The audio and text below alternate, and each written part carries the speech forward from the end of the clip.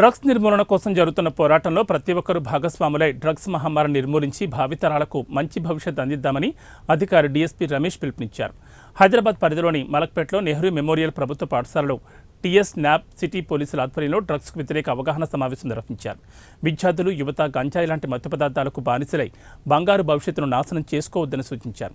సమాజంలో ప్రభుత్వం నిషేధించిన మాదక ద్రవ్యాలు సమూలంగా నిర్మూలించడంలో విద్యార్థులు, యువత, ప్రజలు, పోలీసు వారికి సహకరించడంలో కీలక పాత్ర పోషించాలని డీఎస్పీ కోరారు.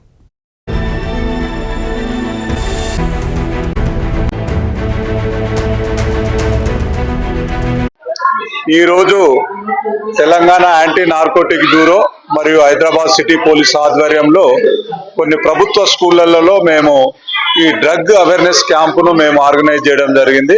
అందులో భాగంగా ఈరోజు మలక్పేట పరిధిలో ఉన్నటువంటి గవర్నమెంట్ హై స్కూల్లో మేము మరియు మలక్పేట పోలీస్ వాళ్ళము వచ్చి ఇక్కడ ఉన్నటువంటి విద్యార్థినీలకు మరియు టీచర్స్కు ఈ డ్రగ్స్ పట్ల అవగాహన గురించి వాళ్ళకు చెప్పడం జరిగింది.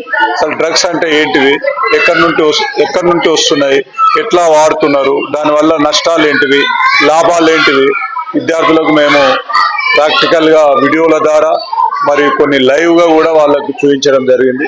అదేవిధంగా మా దగ్గర నార్కోటిక్ యాంటీ ట్రాఫికింగ్ డ్రగ్ కూడా మన డాగ్ కూడా ఉన్నది కాబట్టి ఆ డాగ్ను కూడా మేము స్టూడెంట్స్కు లైవ్లో చూపించడం జరిగింది. అదేవిధంగా కొన్ని వీడియోస్ కూడా వాళ్ళకు చూడడం జరిగింది. పిల్లలు కూడా చక్కగా అర్థం చేసుకున్నారు. వాళ్ళ ద్వారా మళ్ళీ మేము ఫీడ్బ్యాక్ కూడా తీసుకోవడం జరిగింది. మంచిగా ఉంది. అట్లే విధంగా స్కూల్లో కూడా మేము టీచర్స్ కూడా చెప్పడం జరిగింది. ఈ స్కూలు ప్రమిసెస్లో ఎక్కడన్నా కూడా పాన్ షాపులు, కిరాణా షాపులు అట్లాంటివి ఉంటే కూడా వాళ్ళకు కూడా మేము అవేర్నెస్ చేయడం జరిగింది. ఎలాంటివి కూడా చాక్లెట్స్ కానీ సిగరెట్లలో ఇట్లాంటివి సంబంధించినవి అమ్మవద్దని చెప్పి